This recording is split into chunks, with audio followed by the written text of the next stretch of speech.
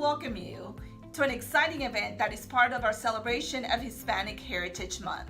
Each year from September 15th to October 15th, we take the opportunity to recognize and appreciate the contributions that Hispanics and Latinos make to the fabric of our communities. And this year, we're celebrating in a big way with a variety of free virtual events. Videos, concerts, art exhibits, culinary events, historical readings, dance parties, and more are among of our presentations that will bring to life the culture of Mexico, Colombia, Guatemala, Chile, Cuba, and other nations. I also want to tell you that AARP is here to help you and your families get through this pandemic. We're encouraging you to get the free COVID-19 vaccine so you can protect yourself, your children, and your grandchildren. And for many of you, there will be an opportunity soon to get the booster shot to ensure you stay protected from the deadly coronavirus. We want you to have information you can trust. Learn more at aarp.org/vaccinefacts. That is aarp.org/vaccinefacts. Thank you. And don't forget to contact us if you are interested in volunteering with AARP Texas. Enjoy the program.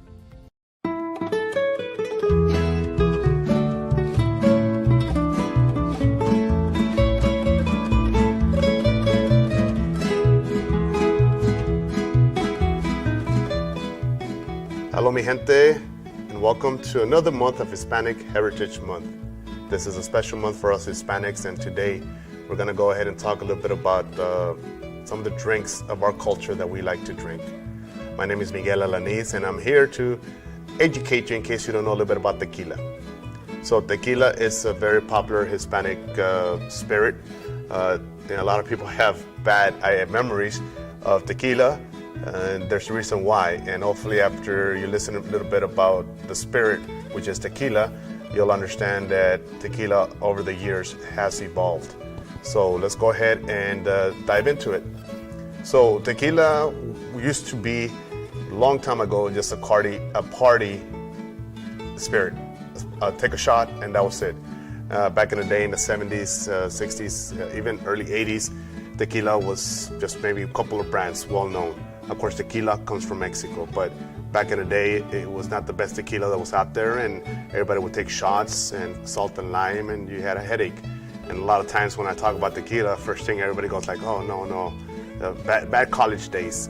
And there's a reason why. You were not drinking good tequila, you were just drinking cheap, whatever was available tequila. Over time, tequila has evolved. Over time, there's better brands. Over time, the quality of tequila is being made better. So let's talk about tequila and where it comes from. So tequila comes from Mexico. There's 5 regions in Mexico where tequila is made. So that is the law. Just like cognac is in Cognac, France, tequila has to be made in Mexico in 5 regions. The most popular region and the one that makes almost the most tequilas is a city called Tequila in the state of Jalisco. What an odd name, correct? So remember, once again, tequila has to be made in Mexico, and over time, more tequilas have come out, better quality tequila has come out, and now people are going away from the stereotype of tequila is bad. Tequila can only be done in shots. The quality of tequila has come out better now that there's actually cocktails that you can make. Like I mentioned, back in the day, it was a shot, salt, and lime. Now, the mixologists are using tequila to make cocktails, and it has evolved once again. So tequila is made in Mexico. Remember, that is the law. To be called a tequila, you have to use 51% of the Blue Weber agave plant. If you don't know what that plant is, it's a pretty big plant. Please Google what an agave plant is. Mainly the Blue Weber agave plant. Most tequilas now should be, because they want to do great quality tequila, they use 100% Blue Weber agave. Remember, the rule is only 51%. The law says use 51%, you can call yourself tequila. Tequilas now on bottles, look at it, they want to do 100% Blue Weber agave. So that means they're not a mixture, they're not adding anything else. They're made from the plant 100% Blue Weber agave. So when you read a bottle, look at it, and it says 100% Blue Agave. The rule of thumb is that they're using all of the plant, and that's a very good tequila. So there's two regions in Tequila, Jalisco, where tequila is made. Picture north and south Houston, like the Woodlands and Pasadena. The north side is called the Highland Tequila. That's called the Highland area, apologize. So anything, first of all, the land, the volcanic ash dictates how the plant is gonna taste. And that, when it's cooked, dictates how the tequila is going to taste. So two different regions. So the north, like I mentioned, is called the Highland Tequila. Any agave plant that is born there, once the agave is cooked, the tequila is going to be a little sweeter, citrusy, and a little floral. The lowland tequila is going to be a little spicy, peppery, and a little smoky. So a lot of people who like sweet stuff, they like the tequilas from the Highland because it's a little citrusy, floral, and a little bit smoother. And when you mix a cocktail drink with tequila from that region, it's smooth blend on the drink. Doesn't have that kick or bite. Compared to the the lowland. Remember, lowland is gonna be a little peppery, a little spicy, a little earthy. You can definitely taste a little smokiness in the tequila, maybe a little bit of spiciness. So a spicy margarita, you would definitely want to have a lowland tequila because that's gonna be a little peppery, a little spicy. Maybe a smooth, skinny margarita, you want a Highland tequila. It's kind of smooth blend in that drink. So next time you are tasting the tequila, remember this. It's like taste it and go, it's a little citrusy, it's a floral. All right, it might be a Highland, but it's a little spicy, it's a little smoky, a little earthy. Then, it might be lowland. So that's one way of tasting good tequilas. If you can't taste neither or, one or two things. Don't try that tequila. Or second, it might just be so much of a smooth blend that you really can't tell. But Google, now we live in a day and age of technology that when we don't have answers, we can look on our phone and we can Google that product and just go, what region of Mexico? So remember, there's two regions, there's Highland and Lowland. Depending on what you like, that dictates on your taste buds.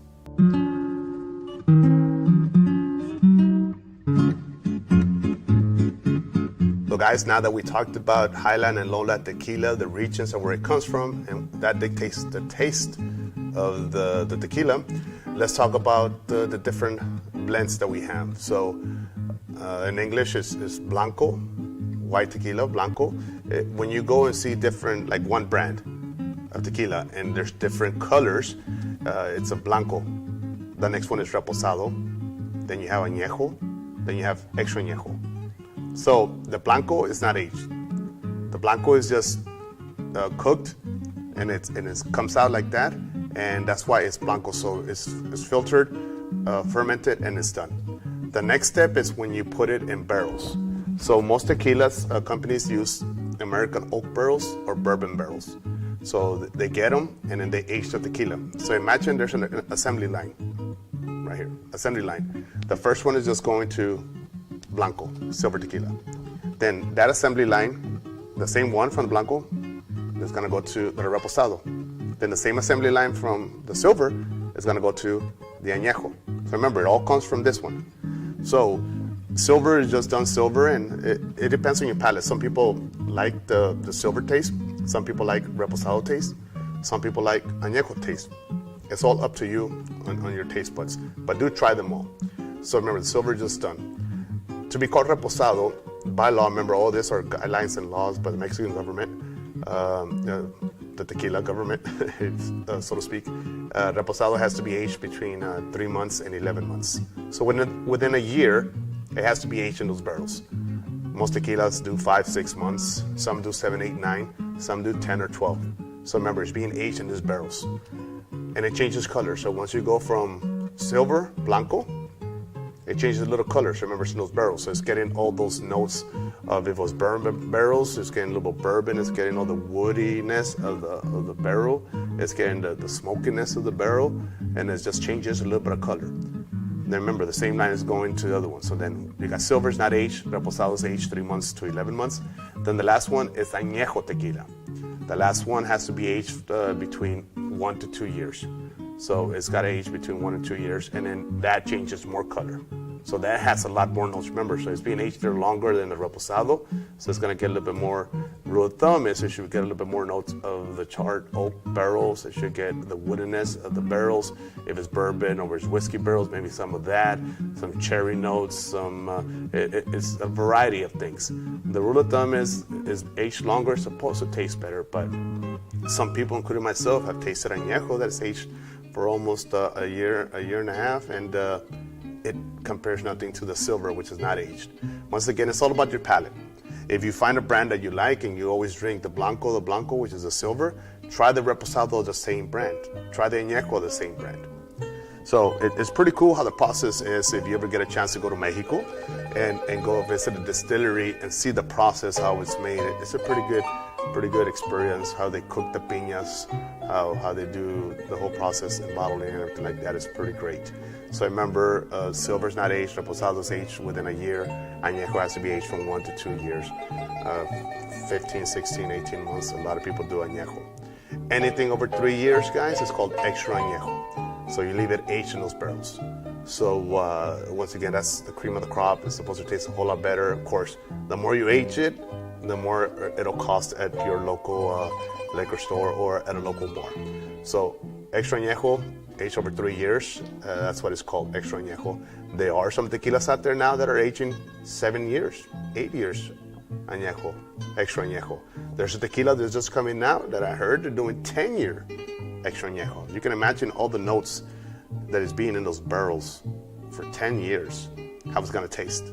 You know, stuff like that, you don't wanna mix it with anything. Stuff like that, you just wanna maybe sip on it. And if you don't want it too strong, maybe a little ice cube, sip on that. So it's great, you know, and people go, well, what do I mix with what? Like I mentioned, tequila has come a long ways from just the Blanco or the gold tequila back in the day, where it was just shots. Now you're making a Añejo old-fashioned. Old-fashioned used to be with bourbon. Now people are using tequila and Añejo old-fashioned. You know, some people are using Reposado with some Topo Chico, enjoying it like that. Drinks that didn't involve tequila, now they're doing it. A Mexican mule. Instead of using gin or vodka or a Moscow mule, now they're incorporating tequila, calling it a Mexican mule. So it has evolved, and it's great to see tequila come a long ways from just a traditional, like I mentioned. Let's just take a shot. Now it's like, oh, let's put it in a mixed drink. So it's pretty good.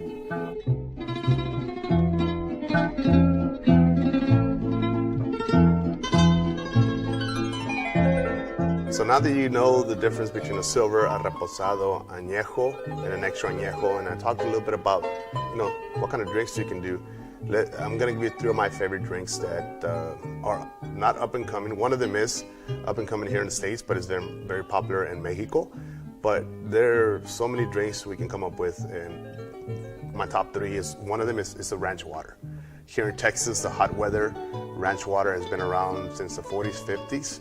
And ranch water is a simple concept, but it's so refreshing, especially in this Texas heat. And then being Hispanic Heritage Month, you know, us Hispanics, we love Topo Chico. So this is a perfect drink for that. So a ranch water consists of tequila, mineral water. I prefer Topo Chico.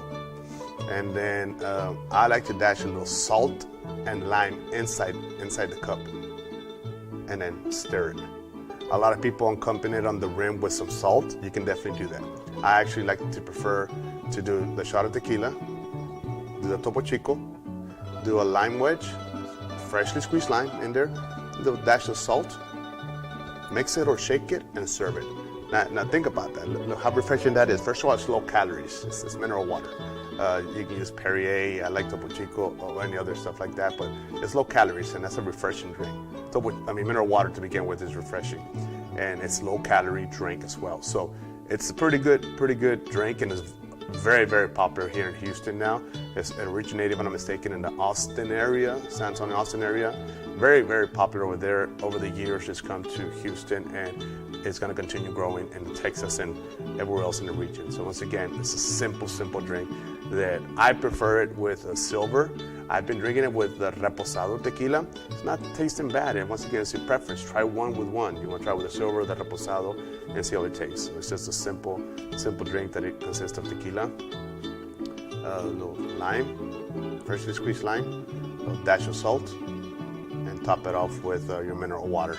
And if you want for aesthetics and looks, rim it with some salt. So that is a refreshing drink, and that is an all-time high go-to drink for me when it's hot and it's like Sunday or Saturday. I'm out and about, or I've had a long day. I'm mowing the lawn.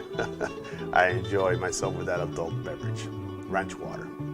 Let's talk about another drink that is very popular in Mexico, and it's coming to the States, especially in Texas. Living here, a lot of people are enjoying it. It's called a Paloma. So in Mexico, we use squirt, which is grapefruit soda, not grapefruit juice. So grapefruit juice is a little bit reddish and tar, and it's kind of harsh, and a lot of people don't enjoy it. But when you do squirt or jarritos, grapefruit soda, it's a different taste to this drink. So a lot of you guys might have seen this Paloma drink. It comes in jarritos, cantaritos they're called. They're made out of clay from Mexico. A lot of bars here have that. And when you see it walking around, that little, like a brownish cantarito, jarrito, you know that that's a Paloma in there. It's supposed to go in there. A lot of places don't have those specialized cups or mugs, so they use any other glassware they have, but that's traditional. So to do a Paloma is a simple concept. Usually you use a silver, a blanco tequila. You put that in there. Once again, salt and lime, and you top it off with grapefruit soda. You have squirt here, you have jarritos here. Some people like using grapefruit juice. You can use that. I've seen some people use orange juice in there, throw a little dash of orange juice. It's up to you if you want to do that, but to me, simple. Once again, I'm giving you simple recipes that you don't have to go too many places and buy your stuff. So it's just tequila, salt and lime, and then just top it off with grapefruit soda. I prefer jarritos. I prefer squirt. That's just easy to buy anywhere, but you can substitute that grapefruit soda for grapefruit juice if you wanted to, and then maybe add a dash of orange juice if you wanted in there. Simple concept, and you really want to do the whole Hispanic thing, then go buy yourself some cantaritos or little jarritos that they have out there, and you can definitely enjoy that drink.